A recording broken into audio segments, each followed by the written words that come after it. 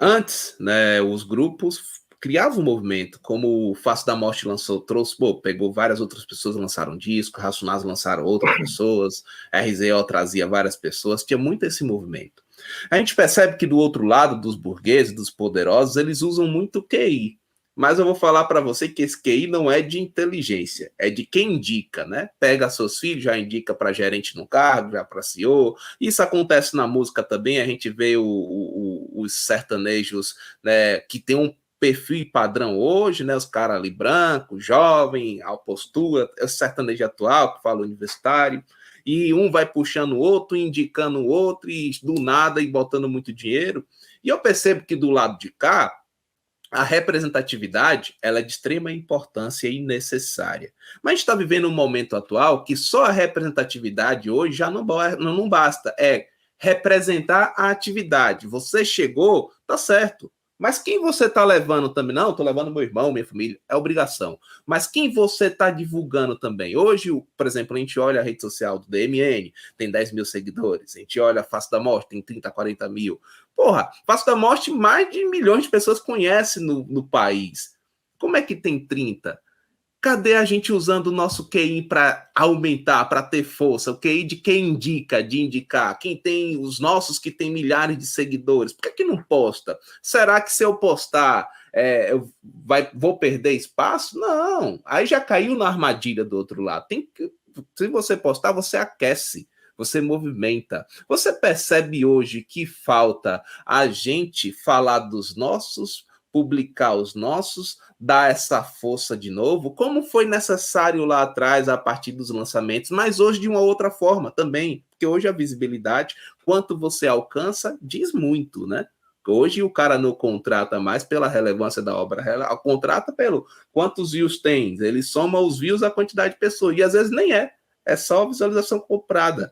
Como é que você enxerga hoje? Como é que a gente pode usar o nosso QI de indicar, trazer aqui, dar força? Como é que a gente pode fazer esse movimento aquecer novamente? Porque a gente tem que questionar os nossos que não fazem isso. Não tem que ter medo de questionar. A gente tem que questionar por quê? Tudo bem, você chegou, tá rico, milionário, mas quem você tá levando? Porque sua família não basta mais, né? Como é que você enxerga isso? Eu enxergo que é, é muito difícil, né, no tempo que nós estamos vivendo, a gente não passar por um conflito principalmente geracional. Então, você tem um problema que é o geracional. Tem um outro problema, por exemplo, você vai pegar o pessoal mais antigo, que talvez tenha entrado em rede social há mais tempo, também enxergou isso e foi, né, no tempo em que as plataformas elas estavam precisando de conteúdo, né? Vamos entender o tempo das plataformas. Primeiro eles ofereceram o céu e aí os artistas entraram nas plataformas e botaram a base de fãs para dentro. E agora eles cobram para o artista falar com a base de fã que está ali dentro, né? Então, essa fase a gente tem que entender. Então, quem entrou depois, que nem nós, né? A gente entrou muito tarde, entramos agora. Em 2000 a nossa volta foi em 19 para 20. Costumo brincar que o Face da Morte era analógico até pouco tempo, e agora ele está se transformando em digital. Mas, claro que se tivesse collab com mais gente, outros fizessem, isso seria importante para aquecer a cena, né? Mas aí eu acho que tem muito a ver também com a cultura do brasileiro, viu, Hernando? O brasileiro, se você observar, ele não só no rap, ele tende a desprezar o estoque de conhecimento, ele tende a desprezar a história, né? Você fala assim, por exemplo, o Brasil é um povo brasileiro é um povo pacífico. Algum dia disseram isso e acreditaram. Você vai olhar a história do Brasil, é luta e revolta desde 1500.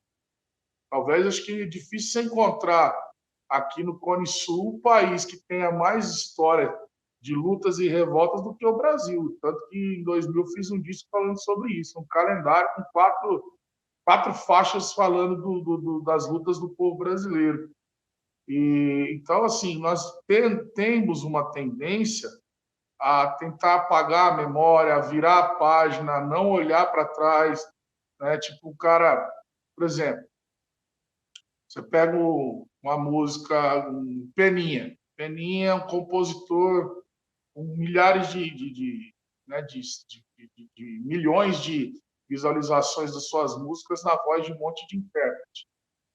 Aí você tem uma música dele lá, sozinho, beleza. Aí Caetano Veloso sempre foi um cara, né, considerado gênio, mas nunca tinha vendido 1 milhão de cópias. Ele foi, gravou Peninha e vendeu 1 milhão de cópias. Ele não deixou de ser o Caetano, deu visibilidade ao Peninha. Então, é isso que você está falando, essas collabs, assim, Sim. é que constrói a grandeza. Esse exemplo eu acho muito ilustrativo por isso.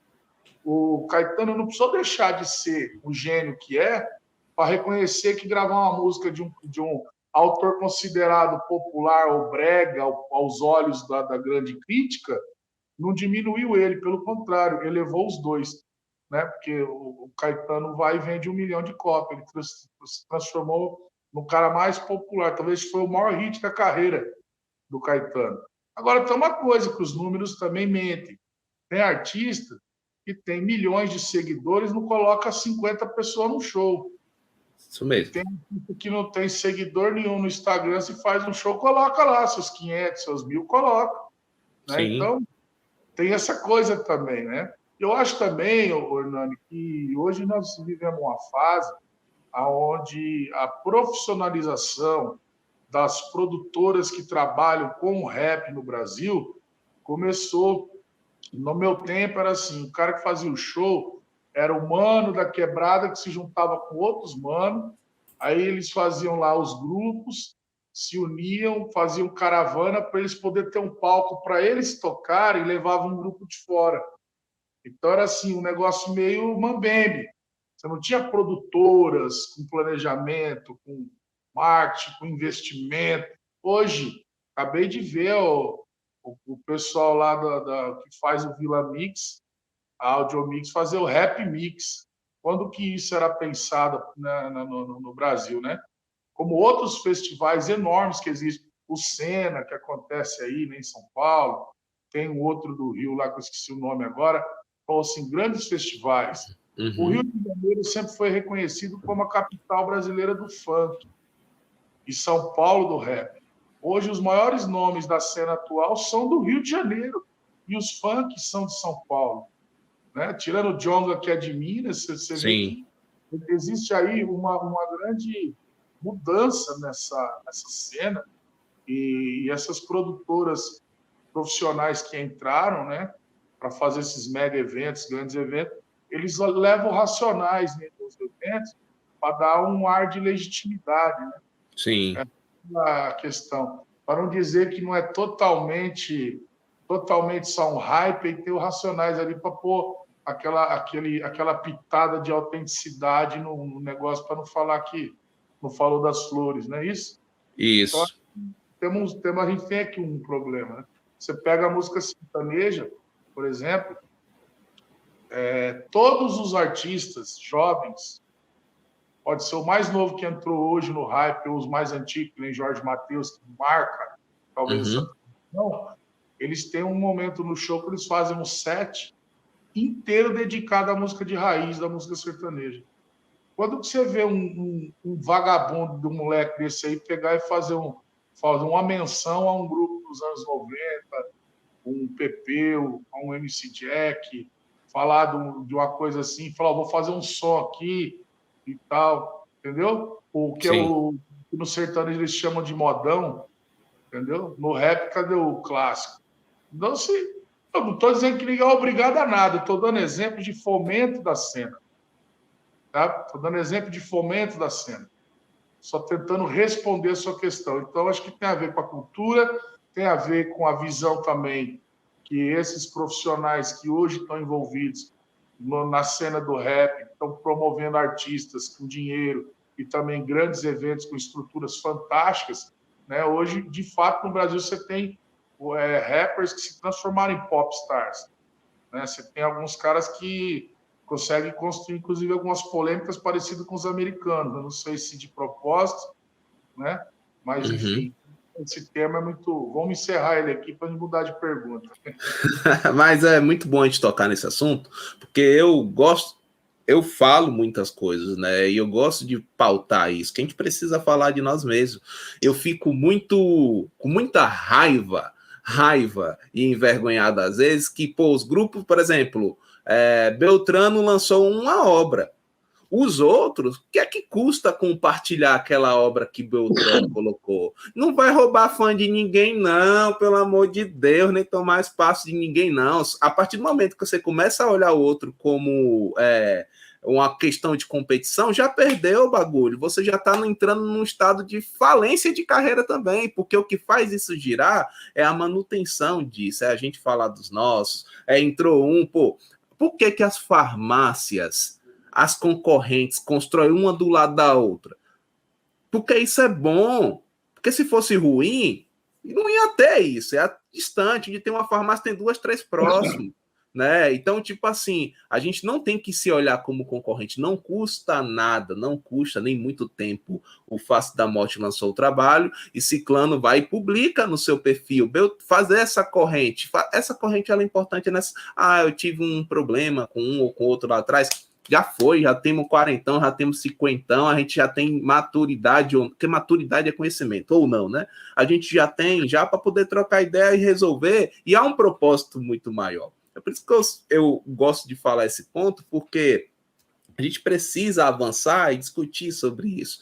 Quero ver DMN lançar o trampo e todos os outros compartilhar, pô. A relevância que o Face da Morte tem, o DMN, o GOG, todos têm, é muito importante. Muita relevância. E nesse momento de hoje, a gente só quebra essa bolha do algoritmo, essas coisas, esses bloqueios, se a gente seguir por esse caminho. Porque hoje a gente vai e impulsiona.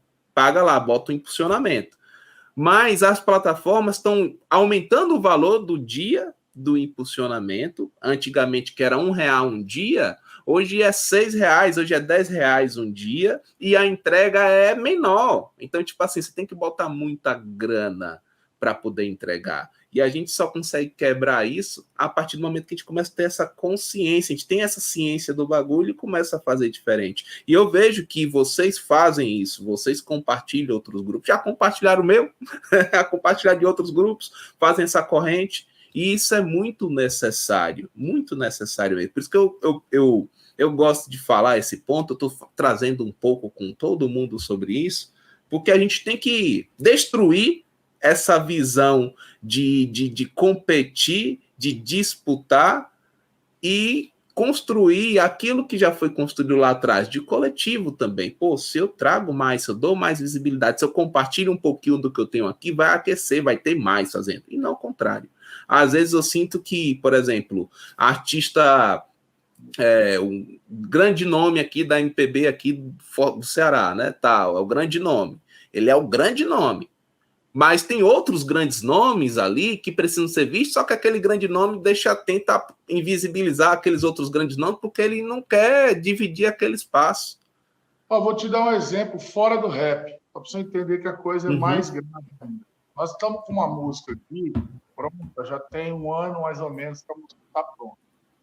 E para participar, a ideia é fazer uma collab com uma banda de reggae. A gente sempre teve essa pegada, a vingança do reggae, Mundo Livre em cima de um reggae do Bob, e a gente tem uma terceira agora que iria fazer junto com a banda de reggae.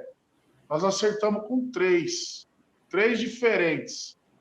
No final não vingou nenhuma. Por quê? Porque o empresário não quer, não, os caras já não estão hypados, vamos fazer collab com quem está hypado, você entendeu? A parada? Vou resumir as ideias.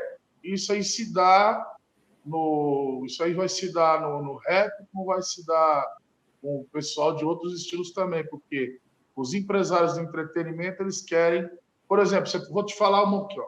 Você pega uma Anônima, que nem uma Ana Castela. Anônima há 1 ano atrás. Aí o cara pega e coloca uma música com em cada música tem um hypado junto. Aí faz 12 músicas e vai lançando uma no rabeta da outra, com dinheiro pra caramba em tudo quanto é FM, em rede social, e programa e tal. Você constrói um produto gigante. Hoje tem show de R$300 mil da Ana Castela, que era uma Anônima 1 ano atrás. Então é o que eu falo sempre. Talento, todo mundo tem. Todo mundo tem algum talento. Alguns têm para música. Agora, sucesso é fruto de investimento, planejamento e um pouco de competência. Aliás, muita competência, planejamento e investimento. Aí é o sucesso. Então, tem gente que se frustra, Hernando, porque o cara fala, pô, tenho talento e não consigo andar. Talento é só um ingrediente. Tem muita gente que faz sucesso e não tem talento. A Xuxa nunca foi cantora, vendeu milhões de discos. Vende até hoje. Vende até hoje. Então, um bocado de cantora fantástica que não consegue o seu espaço. Por quê? Porque sucesso não é talento. Esse é o ponto. Então, quando vem alguém que tem a fórmula e os ingredientes na mão para construir sucesso, ele escolhe quem vai fazer sucesso. Então, esse aqui que é o ponto, você entendeu? Claro, o funk é um fenômeno. Às vezes o moleque grava a música no celular, estoura com a internet. Acontece. Só que aí você vai observar esses casos que viralizam músicas e tal assim, são casos isolados e são casos que não levam à construção de carreira sólida. O cara vai dar uma surfada no hype ali momentâneo, né, com aquele hit, e aproveita o que pode. E você pode pegar, se você olhar a história mesmo do funk aqui em São Paulo, tem uma primeira geração de MCs, que é de 2010 para cá, que já não existe mais. Tá falando aí numa década, os caras sumiram, entendeu? Já são velha escola. São velha escola. Então, antigamente, a geração era 20 anos, era 30. Caiu para 20, caiu para 10. Agora, a música é por ser. Eu me lembro no tempo que a gente começou a frequentar a rádio e conversar com o diretor, ele falava: a música é repetição. A música na rádio, ela precisa de pelo menos de 3 meses tocando todo dia para a gente ver se ela vai ou não para frente. Agora, você imagina, você lança essa semana que vem, você já trabalha mais porque já está trabalhando outra música. Então, o negócio mudou muito, né? E não é fácil não, viu, Hernando? Cada vez mais dinheiro, cada vez mais investimento, cada vez mais estratégia. O algoritmo ele exige uma presença constante, ou seja, você tem que estar em condição de dedicar a sua vida 100% àquilo ali, entendeu? E construir carreira dentro desse bombardeio, como se estivesse correndo num campo minado, sabe? Sim, Pisando sim. em mina. É muito